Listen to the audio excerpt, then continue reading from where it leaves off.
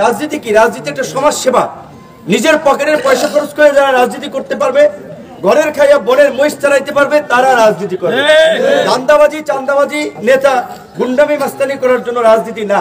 এটা এতদিন চলছে, এখন চলবে না।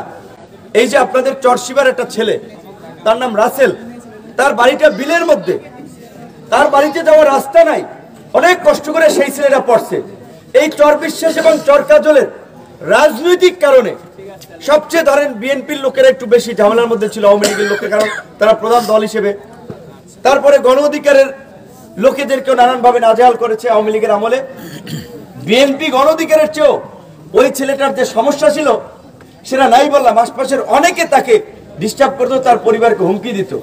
এই যে আজকের পরিবর্তন হয়েছে, সেই ছেলেটাই পুলিশের সামনে এই স্বৈরাচার বিরোধী আন্দোলনে দাঁড়িয়েছিল এবং নিজের প্রাণ দিয়েছে, জীবন দিয়েছে। তো সে জীবন দিয়েছে, প্রাণ দিয়েছে, আরেকজনে এই সরকারি চাল, জেলের চাল, সেগুলো নিয়ে তার আত্মীয় স্বজনকে দেবে, তার মতো লোককে দেবে, তার যাকে ভালো লাগবে দিবে, দিবে না, এটা করার জন্য, এই দান্দাবাজি চান্দাবাজির এই সুযোগ দেওয়ার জন্য। মাঝে এই কারণে আমরা বলছি যে এই আন্দোলন সংগ্রাম করছে তরুণরা, ছাত্র এবং জনতা, সব রাজনৈতিক দল সহযোগিতা করেছে। কাজে এই সরকারেও ছাত্র এবং তরুণদের প্রতিনিধিত্ব থাকা লাগবে, যাতে তরুণদের স্বীকৃতি হয়।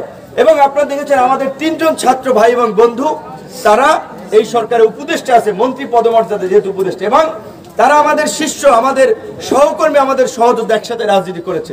তারপরেও তো আমাদের লোকজন এখানে সেই উৎপাদ বা পাওয়ার দেখায় না, কারণ নির্বাচন 1-1.5 বছর পরে হবে। জনগণ যাকে ভোট দেবে সেই নেতা হবে। এখন আর আগের দিন নাই যে জোর করে একজনের ভোট আরেকজনে নিয়ে যাইবে, কিংবা ভোট ছাড়াই কেউ চেয়ারম্যান মেম্বার হবে।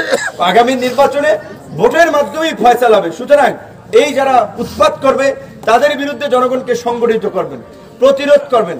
এই সুযোগ অন্তত এই চর বিশ্বাস, চর কাজল, গলাচিপা, 10 মিনিট হবে না।